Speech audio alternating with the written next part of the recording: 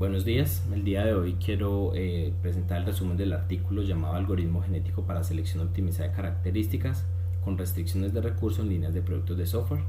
Es del año 2011, yo soy el autor del resumen, mi nombre es Luis Gonzalo Nureña Gudelo y soy estudiante de maestría de Ingeniería de Sistemas y Computación de la Universidad del Valle. En la agenda del video voy a intentar resolver algunas preguntas, entre ellas en qué tema se desarrolla el artículo, como para entender un poco más qué son las líneas de productos de software y cómo se lleva un algoritmo genético allí, cuál es el problema abordado, qué compone el algoritmo genético que se propuso, cómo se evaluó esa propuesta, si existen trabajos relacionados con el paper y una opinión mía sobre el artículo. Bien, primero, la contextualización. Las líneas de producción, entonces, aquí hay un poco de historia. Henry Ford por allá en los 30 empezó a hacer producción en masa de sus carros, pero había algo importante y es que los carros siempre eran el mismo, con los mismos elementos, el mismo color. Entonces se producía de manera masificada, pero el mismo elemento. Y eso fue bueno, disminuyó tiempos y disminuyó costos, pero había un vacío que no se solventaba y era que los clientes necesitan variedad. A veces ellos quieren otras cosas, todos no quieren el mismo producto.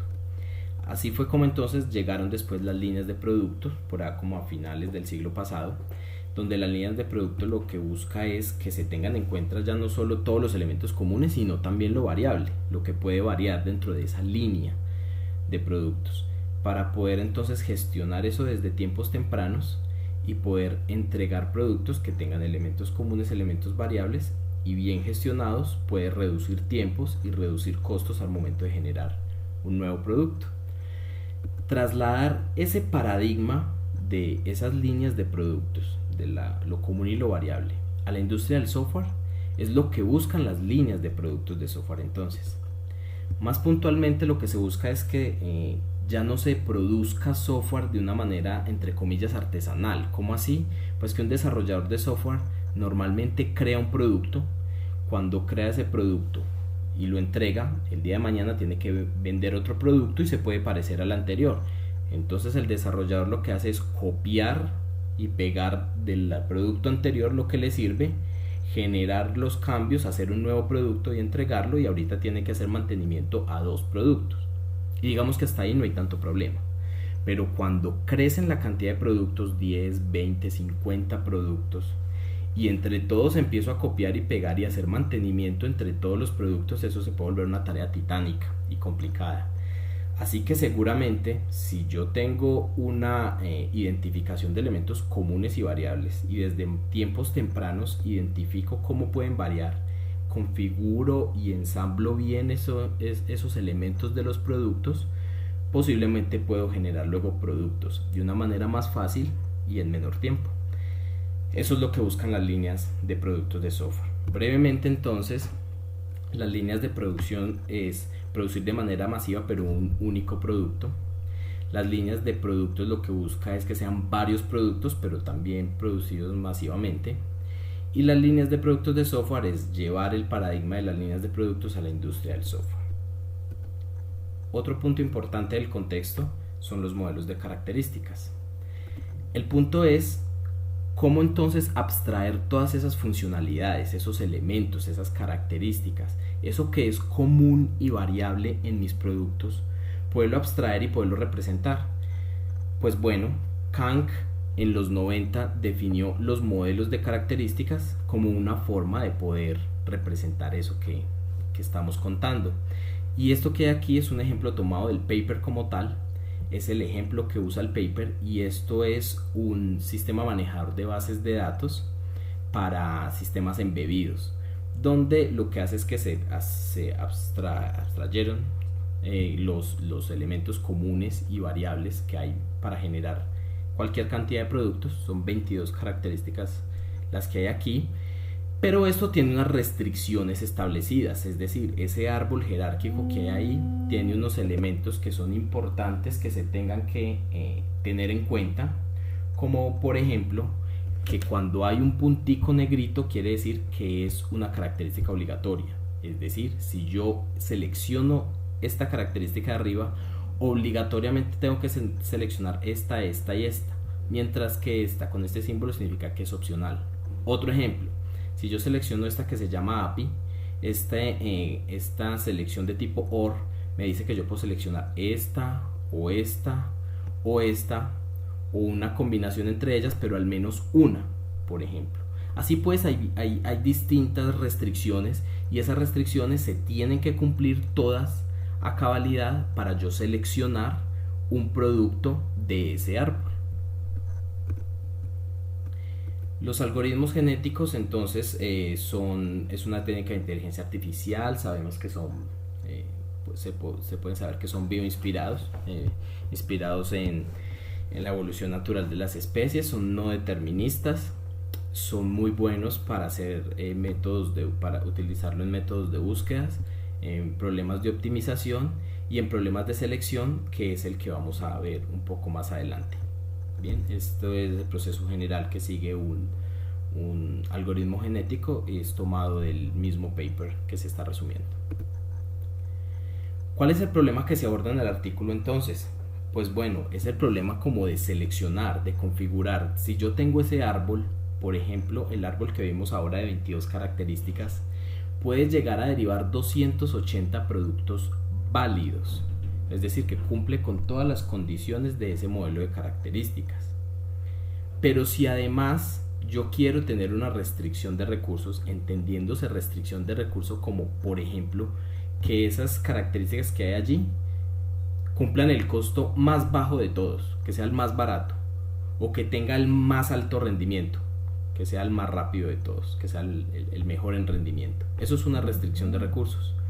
Y en la literatura, según el artículo, hacer una selección de características que sea válida y que además satisfaga las restricciones de recursos es considerado un problema NP-hard. Ese es el problema entonces que intenta abordar el artículo.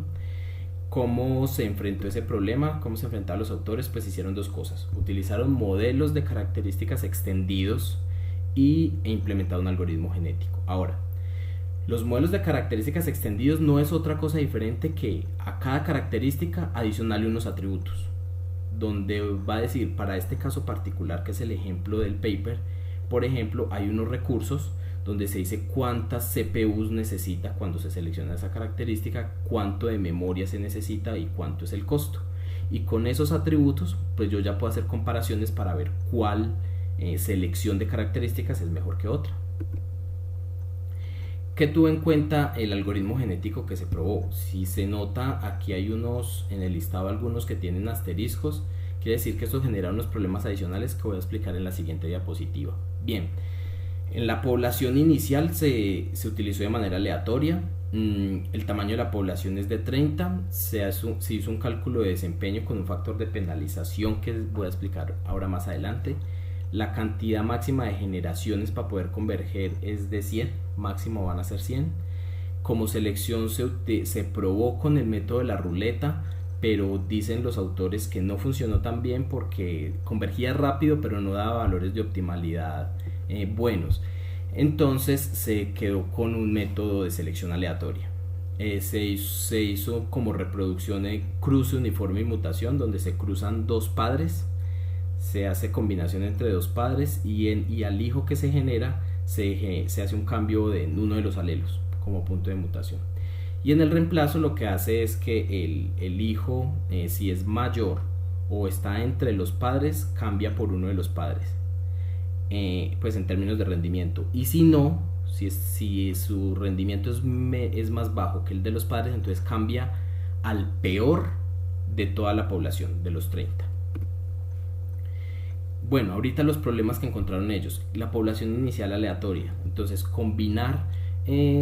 generar de manera aleatoria una combinación de características puede llegar a producir elementos inválidos, es decir, que no cumple con esas dependencias del árbol que veíamos ahora. Entonces lo que hicieron los autores fue generar una función de corrección para que cuando se genere de manera aleatoria un individuo, se corrija para que quede siendo válido ese individuo. Ahora, seleccionar la característica y después de combinar, si yo combino dos padres y hago la combinación entre las características de esos dos padres, ese hijo también me puede llegar a tener una combinación de características que tampoco es válida, así que también hubo que hacer una función de corrección allí sobre la descendencia. Y otra corrección que hicieron es que se puede llegar a tener que cuando se genera aleatoriamente o se combina, los individuos tengan las restricciones de recurso, los valores de consumo de las restricciones de recurso demasiado altos, por ejemplo, y yo quiero que el costo no sea mayor a $200 y todos están por encima de 200 o hay muchos por encima de 200 y se quedan allá arriba, entonces no voy a encontrar el individuo que busco. Así que se incluyó un factor de penalización para que quienes se suben mucho entonces sean castigados. ¿Qué resultado se produjo? Pues bien, para poder observar los resultados se hizo una comparación con un método de una metaheurística llamado MHEU y un método exacto llamado BBLP, que siempre encuentra el óptimo. Se comparó con dos valores, con el tiempo, cuánto se demoraba en converger, y optimalidad, qué tan bueno es el resultado que generó el algoritmo. Se hizo comparación tanto con modelos de características pequeños como con modelos de características grandes. Estos son los resultados más gráficos, más puntuales que entrega el artículo. Entre esos se puede ver, por ejemplo, que BBLP, que es el método exacto, cuando tiene pocas características y tiempo consumido, cuando tiene pocas características se demora poco y siempre va a encontrar el óptimo, tanto que aquí no está puesto en esta gráfica de optimalidad, pues porque sobra, siempre va a encontrar el óptimo. Pero cuando son pocas características se demora poquito, pero cuando empieza a crecer la cantidad de características, por ejemplo casi en 200 viene siendo la última vez que lo vemos, de ahí para adelante ya no se vuelve a ver, quiere decir que se sale de la gráfica, se toma demasiado tiempo el método exacto, BBLP. Ahora, cuando lo que comparamos son GAFES, es este azul, entonces si observamos GAFES, o sea el algoritmo genético, siempre tiene un tiempo, bueno, casi siempre tiene un tiempo menor a los demás, inclusive a la metaheurística. En términos de tiempo le va bastante bien, pero en términos de optimalidad, siendo GAFES el rojo, no le va tan bien, siempre está por debajo de la metaheurística, pero los valores tampoco son tan malos. Fíjense que por aquí valores entre el 86 y el 90%, que es como dice por acá. Entonces le va muy bien en tiempo, en optimalidad no es tan bueno, pero tampoco es malo, es un valor destacable. ¿Existen trabajos relacionados? Sí existen algunos trabajos relacionados, principalmente estos primeros tres que están aquí planteados utilizan métodos exactos para hacer la selección de características. Estos son trabajos relacionados en cuanto a selección de características en líneas de productos de software. Utilizaron CSP, utilizaron CLP, utilizaron SAT, BDD, todos son métodos exactos que funcionan muy bien con métodos pequeños y que obtienen el óptimo, pero que con la escalabilidad presenta problemas. Y este último que acá, que es un cuarto, si observan es del 2014, es decir, es posterior al artículo que estoy resumiendo, que es del 2011. El autor principal es uno de los autores del artículo que estoy resumiendo. Hicieron, digamos que parecido a lo que hay aquí, pero con un algoritmo de colonias de hormigas. Y allí encontraron que ese algoritmo de colonias de hormigas es un 6% inferior a MHEU, pero logra superar a GAFES en un 10% en su desempeño, en optimalidad. Este es un trabajo relacionado también. Mi opinión personal en cuanto a lo que encontré es que primero que todo, pues un problema NP-hard que se logre resolver en tiempos prudentes, en tiempos buenos y con porcentajes de optimalidad cercanos al 100%, del 90%, pues es un resultado destacable, es algo que considero que es bueno. Otra cosa es que un estudio reciente del 2015 de López Errejón encontró que hay una búsqueda allí de trabajos que utilizan inteligencia artificial y sistemas de búsqueda, y se encuentra que entre algoritmos genéticos y algoritmos evolutivos no hay muchos, y de los primeros es este que estamos resumiendo, y después de ese empezaron a crecer a mayor escala, o sea, habían 2, 3 y ahorita cuando salió ese artículo unos 15, 17, y varios citan el artículo que se está resumiendo aquí, o sea que sirvió como base para encontrarse que es posible utilizar inteligencia artificial y esos algoritmos genéticos en las líneas de productos de software. Entonces ser esa base es algo que yo destaco. Y algo que me parece que es interesante, que se podría probar con el trabajo que está aquí propuesto, pero que no se propone, es que aquí utilizan restricciones de recurso fijas. ¿Qué es eso?